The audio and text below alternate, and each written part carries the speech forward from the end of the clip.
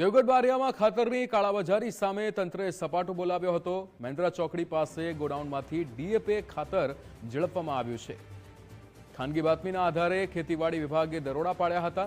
ગેરકાયદેસર સંગ્રહિત ડીએપી ખાતરની 400 થેલીઓ જપ્ત કરાઈ છે।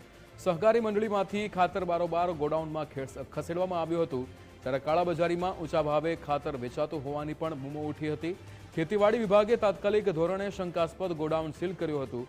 મંડળીઓ સામે કાયદેસર કાર્યવાહી કરી લાયસન્સ રદ કરવામાં આવશે।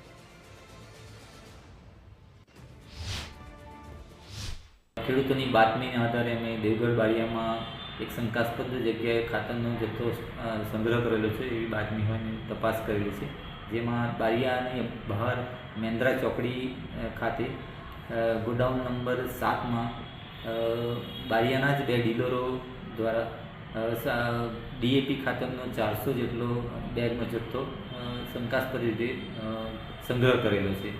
આથી આ જથ્થો આપણા આ ગોડાઉન નોંધાયેલું ન હોવાથી એ જથ્થાને આખું ગોડાઉન સીલ કરવામાં આવ્યું છે હાલમાં।